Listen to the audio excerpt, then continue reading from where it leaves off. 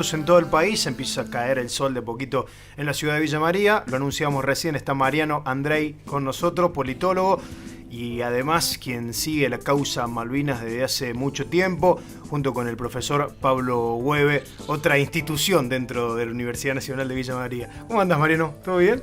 Bien, ¿cómo están ustedes? Un gusto estar de nuevo acá, bueno, arrancando el año. Arrancando el año también. Y con mucho que decir de este tema, ¿no? De Malvinas y de Argentina en general, ¿no? Sí. Así que, bueno, un gusto, Gaby, Mati, Gonza, gracias por la invitación. No, por favor, y además, ya lo hemos charlado en varias oportunidades el año pasado, tanto contigo como con el profesor Pablo Hueve. Nosotros apuntamos no solamente a hablar de Malvinas, sino siempre de política internacional. Pero en esta oportunidad, luego del viaje que hicieron en enero, con otros compañeros de la Universidad Nacional de Villa María, Malvinas, bueno, contanos absolutamente todo, porque soy un nene queriendo saber, ¿viste? Cuando van a dar la charla a los veteranos o a algunos historiadores que los chicos empiezan a preguntar, bueno, me convierto en eso, Mariano, en estos momentos. ¿Cómo fue todo? ¿Cuándo salieron? Bueno, contanos todo. Yo siempre... el periplo que fue primero llegar a Malvinas. Sí, claro, hablando con los demás, digo... Cuando alguien me pregunta cómo te fue en Malvinas, no sé qué responder, sinceramente, porque no sé por dónde empezar ni qué contar. Claro. Entonces lo rico está en el intercambio, en las preguntas, porque ahí van saliendo cosas interesantes.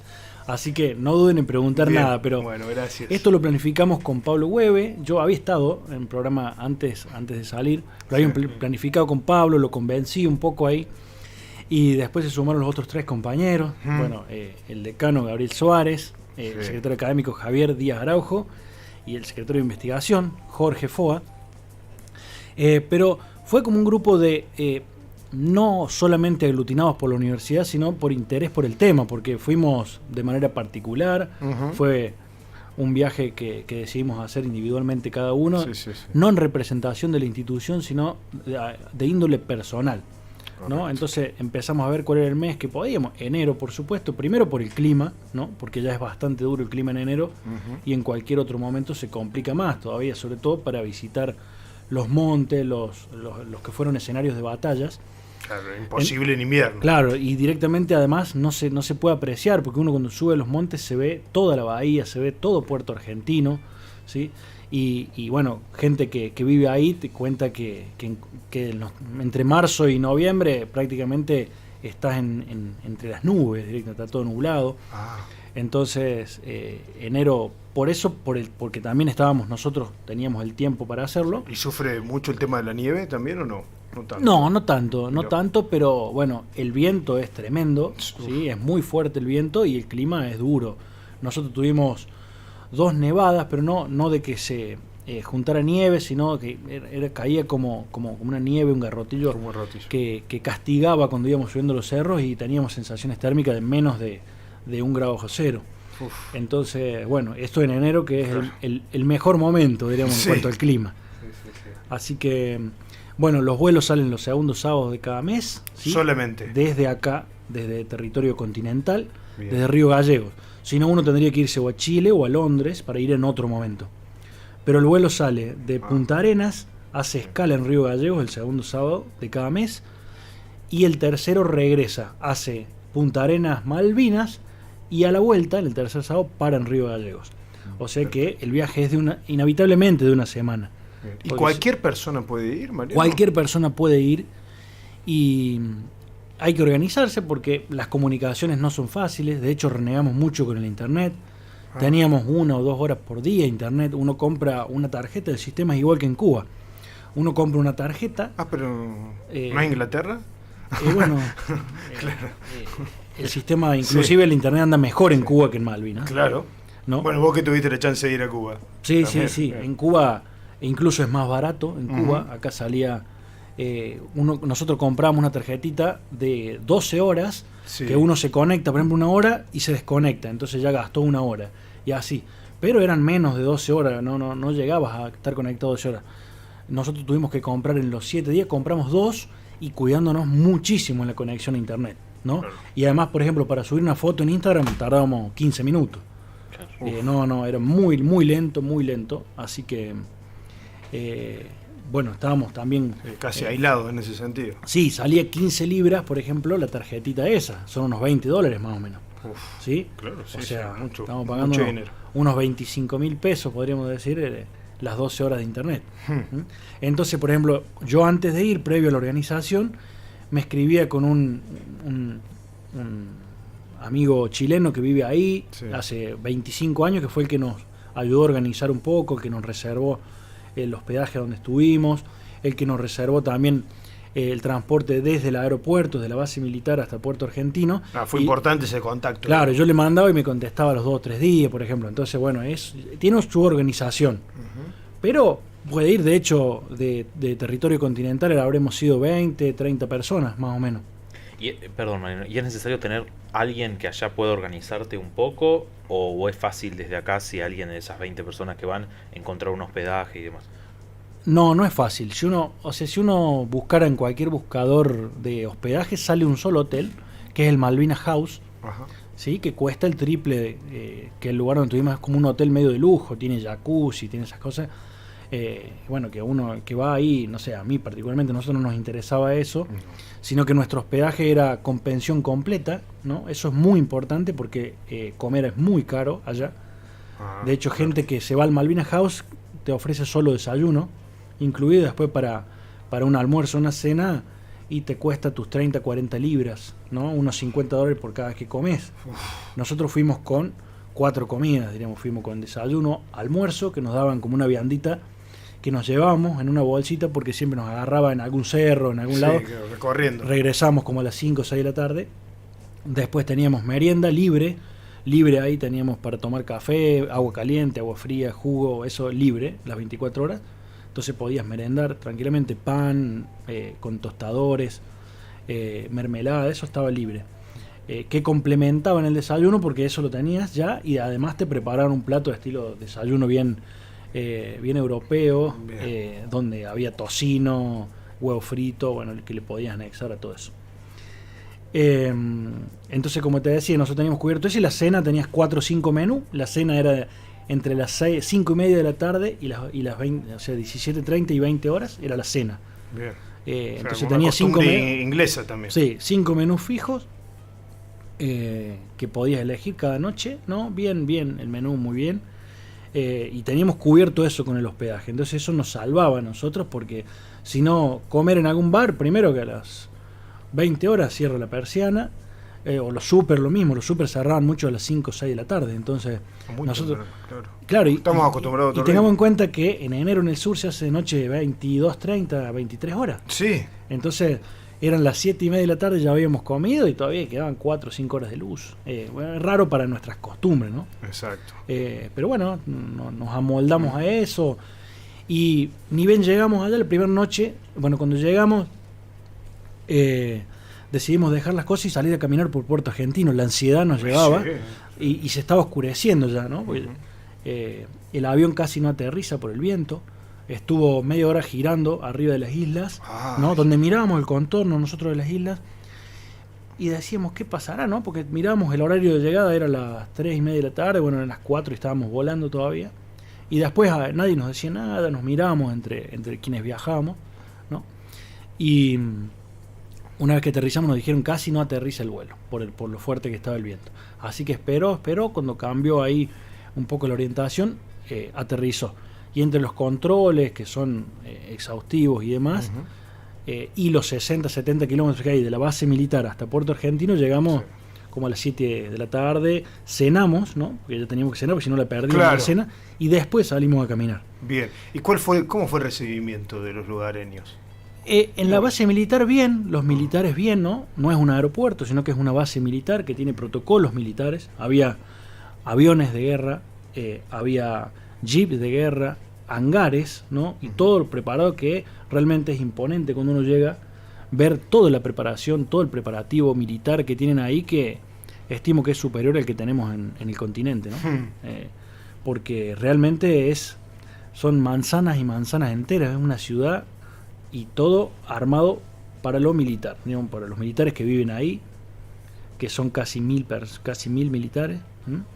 Viven algunos con sus familias, tienen shopping ahí en en Monte Agradable, Todos ingleses. Montplisant, Todos ingleses. todos ingleses, y no se puede ir ahí, ¿no? Uno no puede salirse del aeropuerto, tiene que subirse e irse a Puerto Argentino, a Darwin, donde uno vaya, Bien. pero no tenemos permiso quienes nos sellan el pasaporte, no tenemos permiso para circular por ahí, por ese lugar.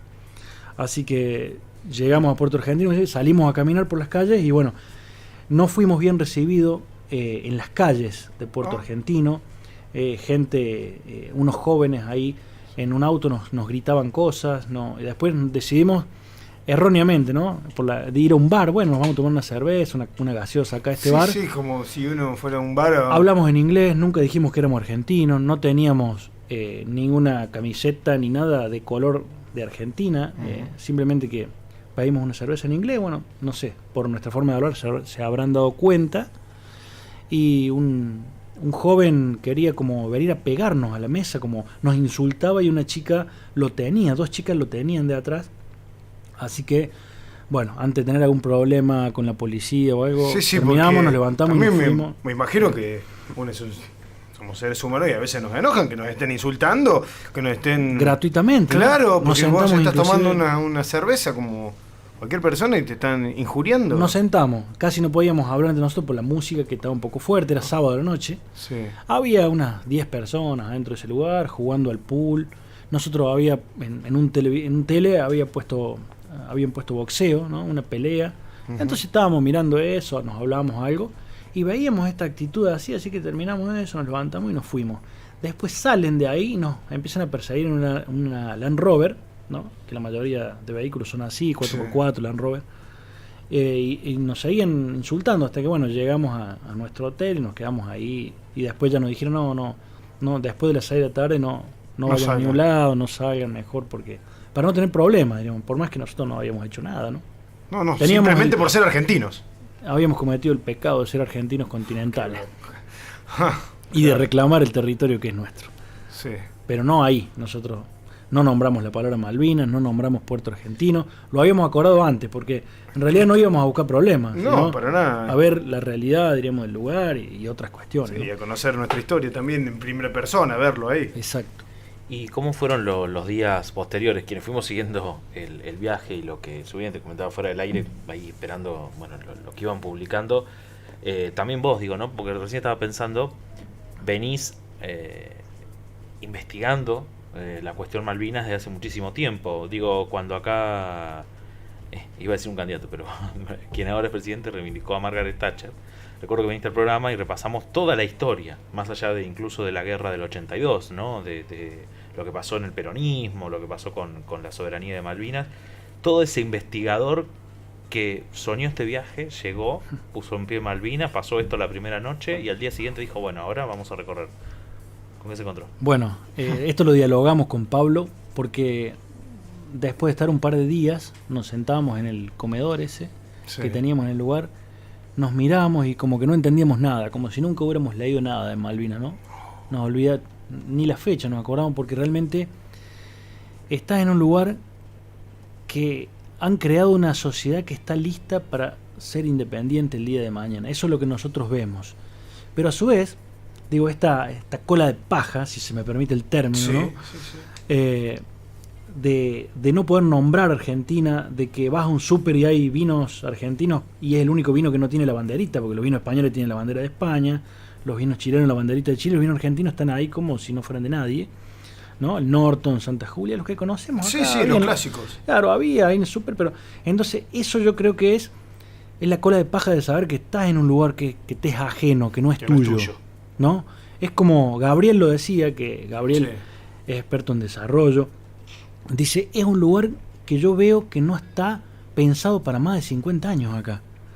Entonces, no tuvimos respuesta a nada, sino solo preguntas realmente. Cuando llegamos, solo preguntas. Sí, pero ¿qué pasa acá? ¿Por qué no hay ninguna planta, por ejemplo, cuando todo es verde? Y no es un lugar inhóspito ni un páramo, ¿no? Entonces vos empezás a ver como que fuera una sociedad que se ha preparado para dos cuestiones, o para estar de paso, ¿no? Y poder extraer todos los recursos naturales que puedan lo antes posible, porque saben que se van a tener que ir en algún momento. Un método inglés, desde siempre, de colonia. Desde siempre. Y en otro momento, a su vez, la sociedad que está ahí peleándote si nombras la palabra argentino, si llevas, por ejemplo, Jorge, que es hincha de Atlético de Tucumán, tiene un... Sí.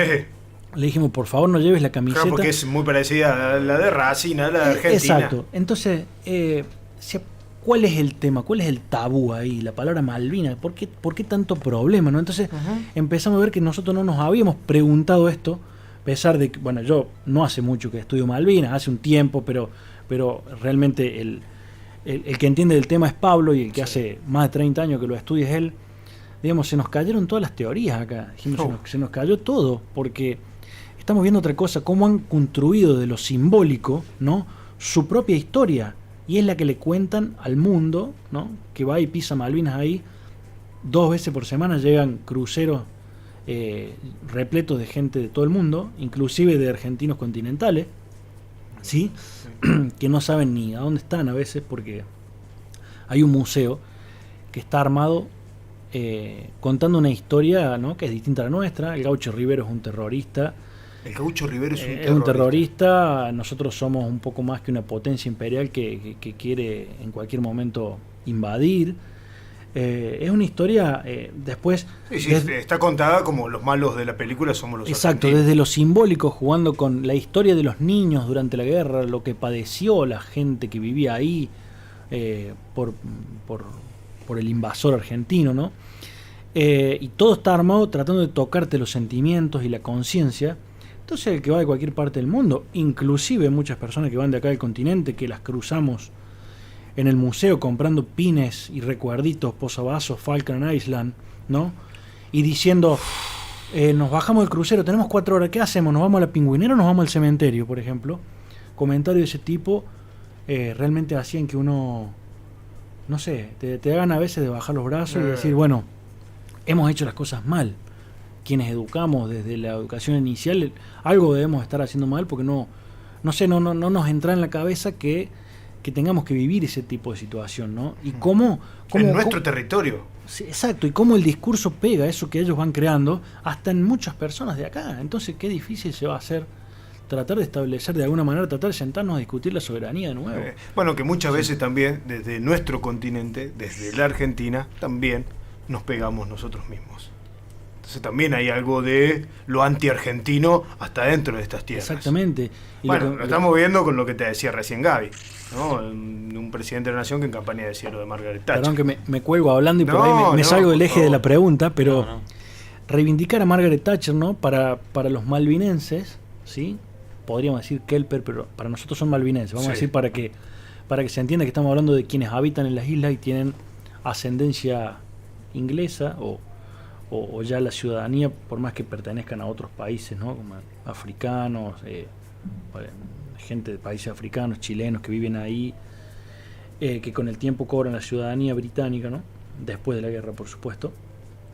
Es una heroína realmente Margaret Thatcher, es como el San Martín nuestro, y que alguien, bueno, venga a reivindicar a Margaret Thatcher, que por ejemplo no titubeó en hundir el Ara General Belgrano, que estaba fuera de la zona de exclusión, ¿sí?, dando la orden directamente ella al capitán, no diciendo húndanlo, pero mire que es un delito internacional porque no corresponde con los códigos, ¿no?, de guerra de Ginebra, y decir sí, húndanlo igual, donde murieron 322 compatriotas, un villamariense. Exactamente. Entonces no se puede reivindicar a alguien. A ver, decir, bueno, fue una líder, está bien, pero para los ingleses, no para nosotros. Para nosotros no. Para nosotros es una criminal de guerra. Exacto. Eso es lo que es para nosotros. O lo que debería ser, ¿no? Y para... Como debería haber sido juzgada. Exactamente, debería haber sido juzgada como criminal de guerra porque cometió un acto ilícito. Exacto. ¿Sí? Inclusive con armas nucleares que fueron comprobadas y que no están permitidas tampoco. Entonces...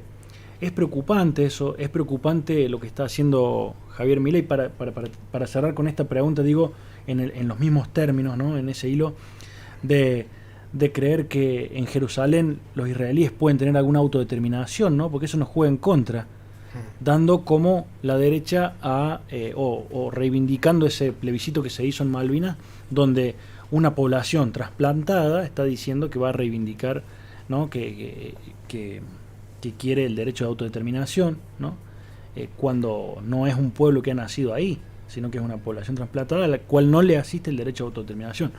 Entonces, bueno, todo esto es muy grave porque cuando uno tarda 20, 30 años en hacer 2 pasos para adelante, de un plumazo se pueden hacer 10 para atrás, y bueno, es lo que pasó con la guerra también, ¿no? Sí. Donde habíamos avanzado bastante y bueno, nos tiró 100 años para atrás.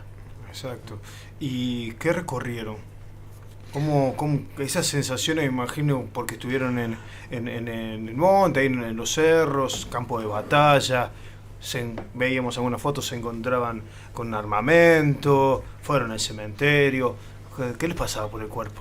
Bueno, el día que llegamos, ya lo conté, al día siguiente planificamos una subida a Monte London, ¿no? Que es, cuando hablamos de monte estamos hablando de pequeños cerros, son pequeños, tienen 400, 500 metros de altura. Bien. Respecto al nivel del mar, a Puerto Argentino, que está a nivel del mar, y eso está a unos 20 kilómetros de Puerto Argentino. Ajá.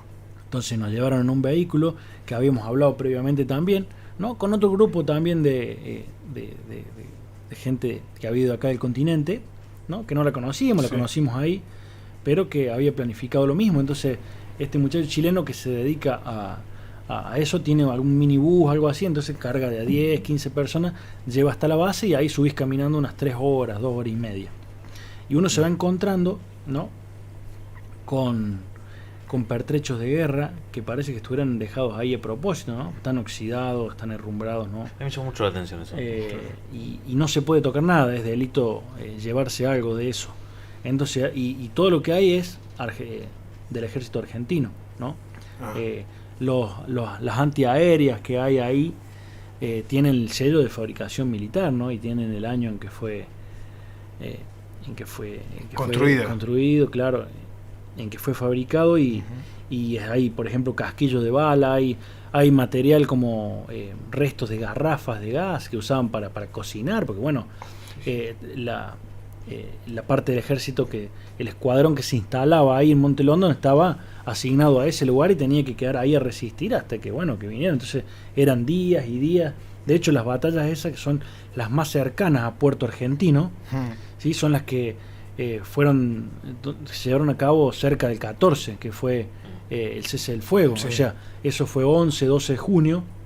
Entonces tuvieron mucho tiempo ahí, tuvieron 15 días, 20, desde el 1 de mayo en adelante, desde antes ya estaban ahí, estuvieron 20 días, 25 días, ¿no? Dependiendo por ahí cómo se armaba la defensa.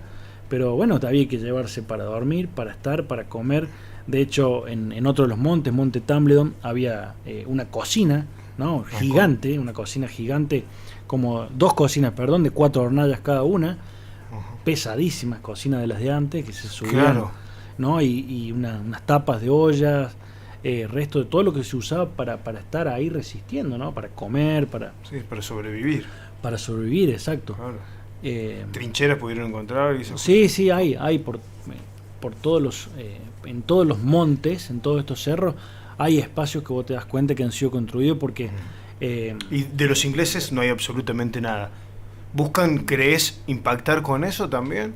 Yo creo que sí, por ejemplo... Tener una bajada de línea como que los argentinos son los malos, dejando todo el armamento de que se oxide. Miren, es que realmente te provoca una tristeza ver, ¿no?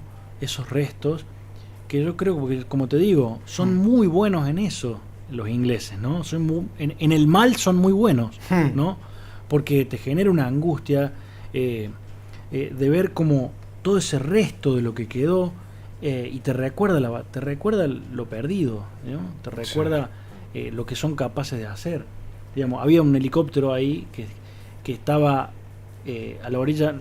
Yo te dije que habíamos ido a London el primer día, en realidad fuimos el segundo. El primero habíamos ido hasta un lugar donde están los pingüinos emperador, ¿no? Que son característicos de las islas, pero en ese trayecto fuimos viendo todo el paisaje de Malvinas, son unos 120 kilómetros de Puerto Argentino, y ahí vimos un helicóptero que quedó, que había sido explotado, diríamos, por el ejército inglés, ¿no? Durante la guerra, un helicóptero argentino, sí.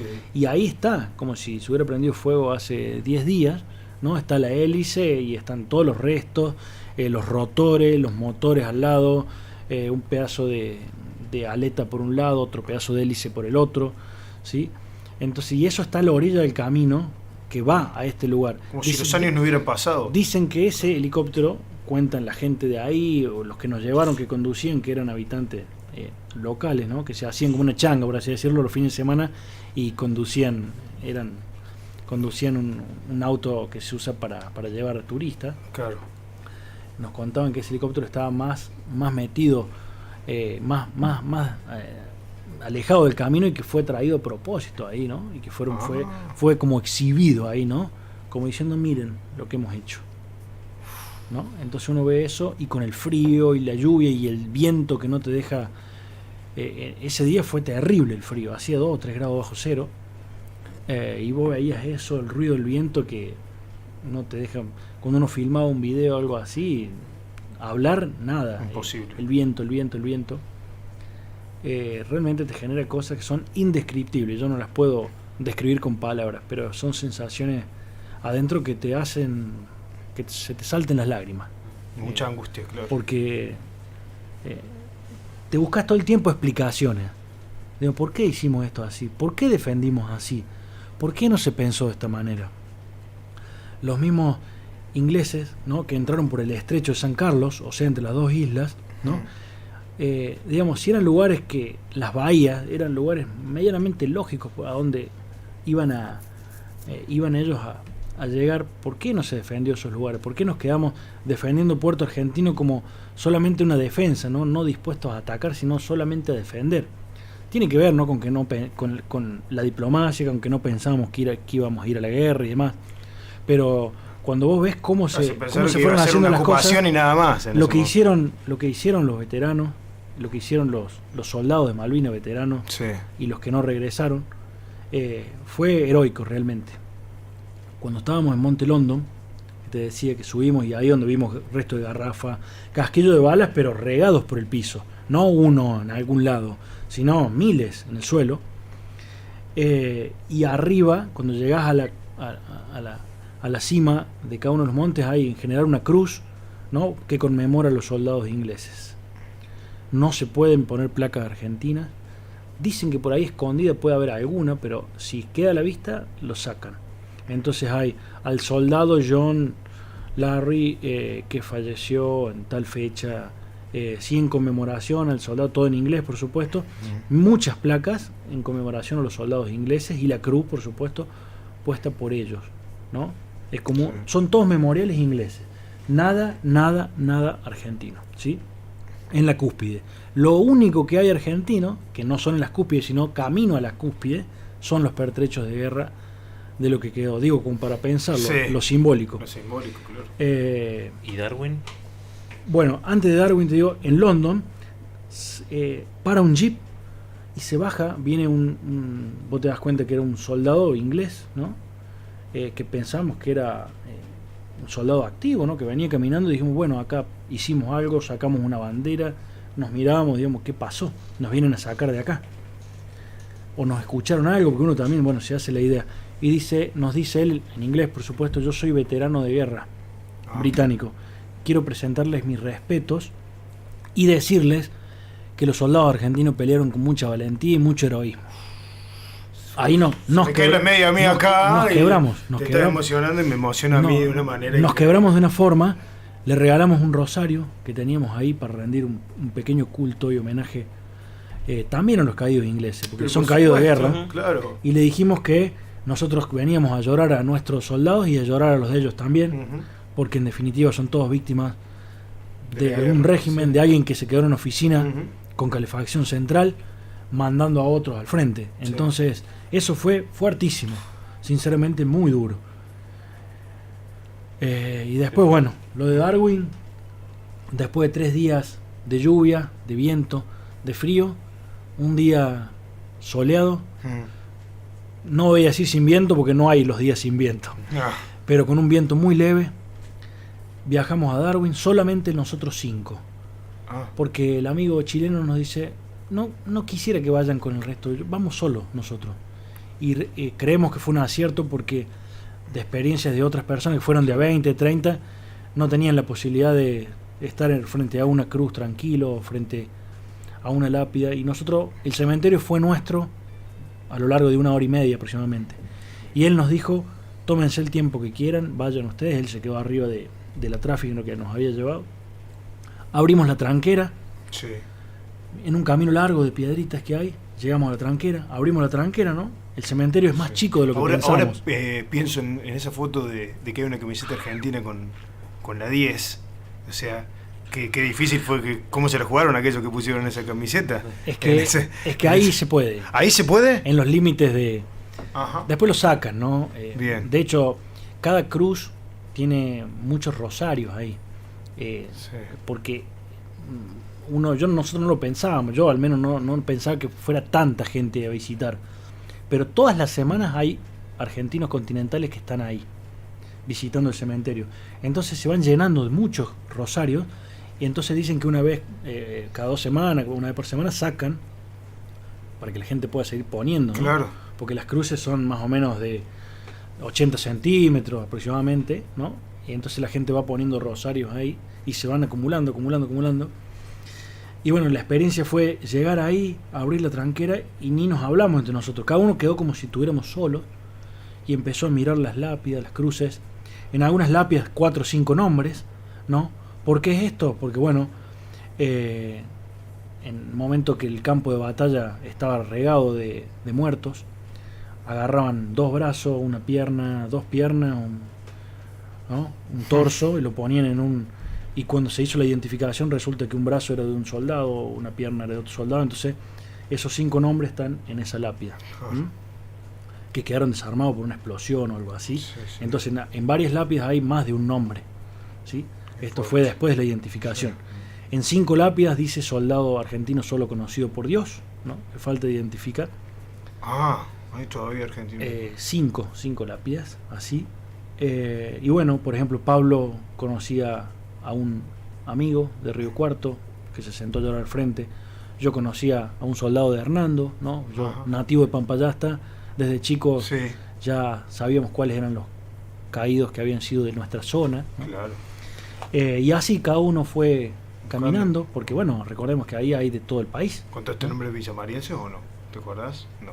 No recuerdo recordás. porque... Sí. Eran tantos, obviamente. no, claro, eran muchos, entonces yo fui, sí, caminamos entre medio, media hora, 1 hora. Después nos sentamos frente a la gran cruz que hay al fondo, ¿no? El cementerio tiene forma de cruz, ¿no? Así. En su formación. Y en la punta de esa cruz, podríamos decir, en la parte de arriba, si uno lo mirara como con un mapa de sur a norte, ¿no? Hay una gran cruz, ¿no? Que encabeza toda la disposición de cruces de cada uno de los fallecidos. Y nos sentamos ahí, donde la gente va y deja cosas, objetos, ¿sí? De culto, deja cartas, deja notas, y nos sentamos y nos mirábamos como sin poder decir nada, ¿no? Claro. Había pajaritos que se posaban así en las rejas, no son rejas, son de madera, diríamos, son como cercos perimetrales, claro, de madera, que se posaban ahí. Nos invadió un olor a jazmines cuando llegamos ahí, que es una flor característica del lugar, ¿no? No del cementerio específicamente, sino de toda la región de Darwin, que era un olor, pero a flor, un olor, sí. Un olor a flor, así que decimos, ¿a qué huele? Y después vimos que eran unas pequeñas florcitas blancas, ¿no? Y todo eso junto, bueno, como te digo, trato de describir lo más que puedo, sí, pero claro, solo hay que estar ahí, sentís como un ardor en el pecho, un vacío, a su vez una bendición de poder estar ahí.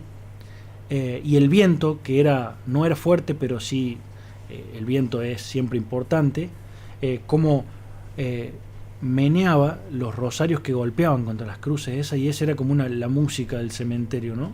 Esas cruces, esos rosarios golpeando las cruces, ¿no? Y el ruido del viento, el cantar de algún pajarito, ¿no? Y el cementerio está cerca del pueblito de Darwin, a unos 5 o 7 kilómetros. Ajá. Y de Pradera del Ganso, que es donde se llevó a cabo una de las batallas más sangrientas de la guerra. Sí.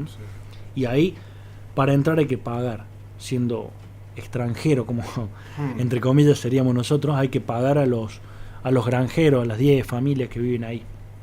Tenés que pagar como $20, entonces nosotros hicimos de paso, pasamos por el pueblo y seguimos viaje porque, bueno, no quisimos pagar, te eran $100 entre nosotros y Y bueno, también está como a 90, 95 kilómetros de Puerto Argentino. Y después íbamos hacia el estrecho de San Carlos. O sea, hicimos un recorrido bastante larga. Salimos a las 8 de la mañana, llegamos a las 8 de la noche, casi. Perdón, salimos cerca del mediodía, llegamos a las 8 de la noche, casi. Nuestro amigo conductor le habló allá para que nos guardaran los menús. Claro. Porque se nos iba la cena y después no había dónde comprar. Entonces, bueno, ese fue el recorrido más o menos del día del cementerio. Lo que más puedo describir. Sí, es realmente muy, muy impactante y como lo narrás, recién me hiciste emocionar mucho Sí. lo del veterano. Mariano, ¿estuvieron una semana? Estuvimos de sábado, Sí. llegamos sábado y el sábado a las 8 de la mañana teníamos que estar en el aeropuerto, aproximadamente 8 o 9 de la mañana, y el vuelo era a las 3 de la tarde. Y me preguntará por qué tanto tiempo, con un vuelo Sí, uno va a Córdoba 3 horas antes, 2 horas antes, ¿no? Cuando tiene que ir a algún otro lugar, exacto. cuando es vuelo internacional incluso. Pero tarda mucho la revisión de cada persona, 15 a 20 minutos por persona, porque es muy ¿Por qué te exhaustiva. revisan tanto? Y es una base militar.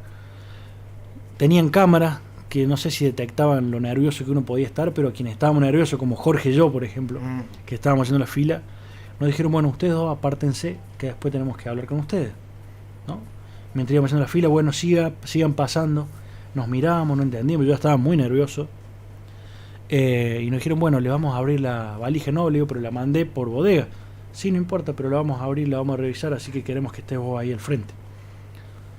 Bueno, entonces nos pasan a un lugar Intimidando y bueno, por detrás, no ahí al frente, sino que estábamos solos con 2 o 3 soldados. Nadie más. Que son soldados, pero que es gente de la aduana, ¿no? Que no es una aduana tradicional porque Sí. es una base militar, sino que son todos militares. Pero son trabajadores, sí, de aduana, cuasi militares, podemos Claro. decir, que hacen trabajo más bien administrativo. Y bueno, nos decían esto que tras de micrófono te contaba, sí. que nos decía, bueno, míreme a los ojos, por favor, le voy a hacer unas preguntas. Sí, le contestábamos con Jorge. O sea, pasó Jorge y después pasé yo. No estábamos juntos. Ni siquiera Ni nos podíamos. siquiera, No, claro. uno está solito ahí, en el mundo. Decía, bueno, ¿usted armó la mochila y la valija? Sí.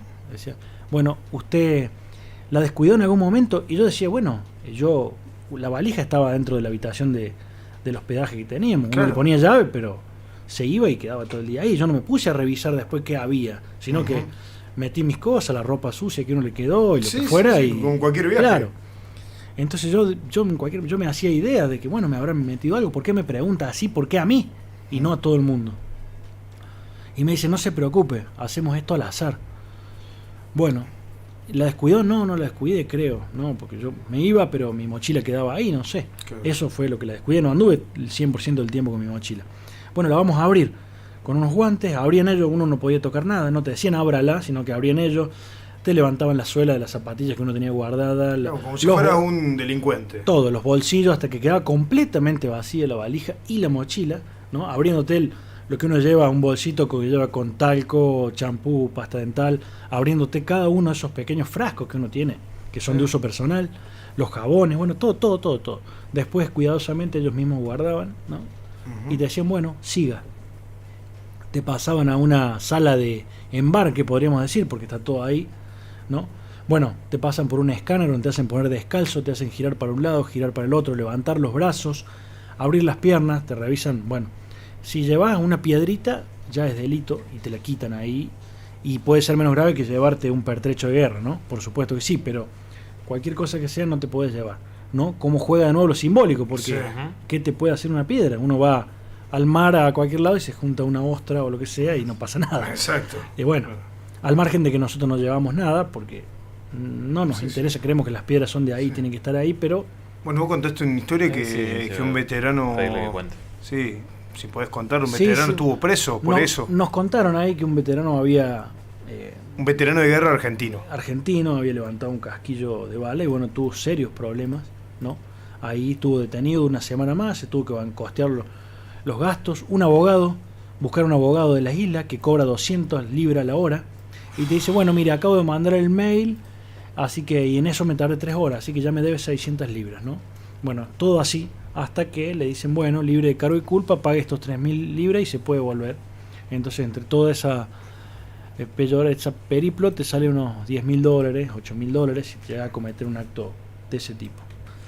Entonces, bueno, es heavy, el regreso es heavy y realmente no hay mangas, no hay nada porque es una base militar, sino que el avión llega de Punta Arenas, de hecho lo vimos llegar al avión, más o menos a las 2:30, el mediodía lo vimos llegar, que ya es importante porque podría no aterrizar, ¿no? Por el viento. Sí, por lo Entonces que nosotros pasó ya, la ida. Exacto. Entonces, bueno, el avión ya está acá, ahora esperemos que el viento nos acompañe y que salga, decimos nosotros, porque si no hay que quedarse hasta que pueda salir. Eso ya lo teníamos advertido también. Y entonces uno va caminando, cuando dada la hora que dicen, bueno, ya pueden subir al avión, va caminando hacia el avión, que son como unos 200, 300 metros, ¿no? Por la pista, ¿sí? Y vas caminando dejando el suelo atrás y sabiendo que no sabes si lo vas a volver a pisar, ¿sí? Y encima se largó a llover, llovía y había el viento y bajó la temperatura de nuevo a 2 grados, 3 grados. Y esa caminata entre esa base militar en la cual sufriste tanto y pasaste tantos nervios en esta revisión y subir la escalera del avión, realmente es tremendo, porque estás dejando un pedacito tuyo ahí, ¿sí? Y estás yéndote de un suelo que sabes que es tuyo y que no podés decir nada, ni siquiera podés nombrar la palabra de tu país, y donde están los soldados que dejaron la vida ahí. Entonces subir al avión y mirar por la ventana, y bueno, y elevarse después y dejar eso atrás es muy fuerte, y a su vez es una sensación de liberación también por todo lo que pasaste. Claro. Y llegar a Río Gallegos y que la gente te grite en la esquina, que un auto toque bocina, que llegás al hotel y la gente te reciba con calidez, ir a la noche, que justo esa noche después de las 12 era el cumpleaños de Gabriel. Entonces vamos a una parrilla urgente, dijimos. Fuimos a una parrilla que nos traigan... Necesidad de sargento al 100%. 2 carretillas de carne ahí y brindar con un vino y con una sensación indescriptible realmente. Todos estábamos callados y yo iba caminando y iba llorando por las calles de Río Gallegos, porque llegamos a las 4:30 de la tarde todavía. Bueno, Río Gallegos lo mismo, ya hace noche 10:30, 11. Sí. Caminamos todo por la costanera de Río Gallegos con viento fuerte, con un sol mucho más lindo, porque bueno, hacía unos grados más, ¿no? Hacía unos 15 grados, 16 grados en Río Gallegos. Y no nos decíamos nada entre nosotros, estábamos como mudos. Era una sensación muy rara realmente, y todos como con un vacío. Yo le decía, tengo un vacío adentro que no sé con qué lo voy a llenar. O sea, tengo un vacío. Claro. Me siento vacío de haber llegado acá, contento de haberme ido de la isla por lo que tuvimos que pasar, pero triste de haber dejado nuestro territorio atrás. O sea, una cosa sensaciones encontradas que son inexplicables realmente. Y bueno, eso fue un poco el viaje. Sí, y con el correr de estos días, digo, porque no pasó un mes todavía, ¿cómo estás con esa sensación? No nos podemos ver con mis compañeros y dejar de hablar de Malvinas. Wow. ¿No? Y viendo ya qué vamos a hacer acá en la universidad, y con muchos proyectos para este año y para el año que viene. De hecho, no voy a spoilear nada, pero... No, sí, lo puedes hacer. Pero se está pensando en un posgrado para el año que viene, de presentar en Coniao, ¿no? Bien. En conjunto con alguna universidad del sur, ¿sí? Perfecto. Bueno, hay un museo de Malvinas dentro de la Universidad de Lanús, o la de Lomas, la que tiene el museo, ¿te acordás? Una de esas dos. La Universidad de Lanús tiene el observatorio. El observatorio, perdón. Está el Museo Nacional Malvinas. Después está el museo también. Pero estamos pensando en eso. Estamos pensando en repetir el diplomado que hicimos en el 2022 por los 40 años. Realmente hemos vuelto con muchas ideas porque es una causa que es de todos los días, no es del 2 de abril. Entonces, después de un mes de estar acá, yo en lo personal veo las cosas muy distintas, y creo que hay que pensar en estrategias totalmente distintas. ¿Y volviste más argentino que nunca? Más argentino que nunca, y claro. Ahí me sentí muy argentino también, porque es un territorio que es nuestro, que no sé cómo vamos a hacer para recuperarlo, cómo tenemos que hacer para sentarnos a hablar, pero tenemos que sentarnos a pensarlo, ¿sí? Y ver que si tuvimos estrategias equívocas, ¿no? Hay que modificarlas, hay que tener políticas de Estado, ¿sí? Que no vayan cambiando cuando cambie el color político. Exacto. Sino que son políticas de Estado que tienen que estar por ley. Si bien no se deja de reclamar la soberanía, pero no se puede aflojar, no se puede levantar el pie del acelerador, no se puede dar concesiones no se puede retroceder. No se puede decir que vamos a negociar con quienes viven ahí, sino que es una negociación Reino Unido y Argentina, nada más, porque el territorio ese nos pertenece. Exacto. No hay un pueblo ahí, sino que hay una población implantada que hay que respetarla, pero lo demás, pero la soberanía será compartida diplomáticamente, habrá que ver qué hacemos, cuál es la estrategia, pero tenemos que pensar en esto, y para pensar hay que estudiar y ser muy hay que ser muy vivos, muy inteligentes, porque ellos lo son. Ellos crean conciencia todos los días. Cualquier habitante de las islas te defiende. De hecho, tuvimos un encontronazo con una persona que nosotros veníamos hablando arriba de un auto, entre nosotros, en español, por supuesto, y veníamos diciendo, bueno, cuando volvamos a Puerto Argentino, frena el auto y dice, no es Puerto Argentino, por favor respeten, no, esto es Puerto Stanley, no se dice Puerto Argentino. Entonces, bueno, hubo una discusión donde cada persona, inclusive hasta alguien, no sé, que es obrero y que trabaja, alguien que es empleado de una turística, o sea, el 100% de las personas defienden la soberanía. Bueno, entonces la estrategia, primero que nada, es seguir malvinizando porque esta presión tiene que ir de abajo hacia arriba. Sí. O sea, cuando un gobernante no vaya en el sentido de las políticas de Estado que demanda el pueblo argentino, hay que presionar y hay que salir a las calles y decir, no, mire, la línea es esta, el pueblo esto es lo que quiere, ¿sí? Más allá de que uno vote más a la izquierda, más a la derecha, lo que sea, hay políticas de Estado que no pueden discutirse. Exacto. Entonces, hasta que no tengamos esa línea...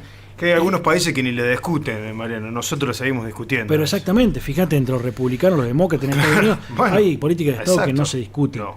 Entonces, bueno, digo, nos volvimos pensando en eso, pensando cómo vamos a hacer y desde nuestra universidad qué podemos aportar, cuál es el granito de arena que vamos a hacer. Y bueno, si cada uno en distintos puntos del país hace esto, creo que vamos a ir por buen camino, más allá de que, bueno, serán 10 años, serán 20, serán 50, no importa.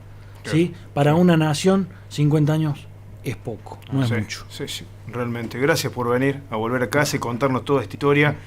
Muy atrapante, muy lindo escucharte y además hablar de Malvinas habiendo pisado ese suelo es otra realidad.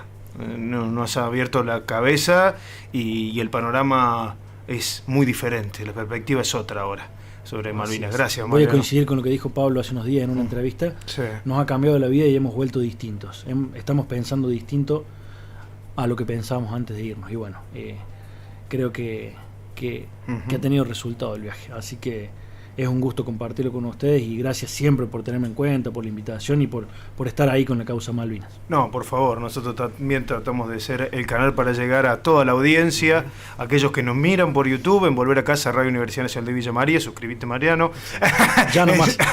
en 106.9 y en fmuniversidad.com.ar, aquellos que están del otro lado, esperemos que esto también les haya servido.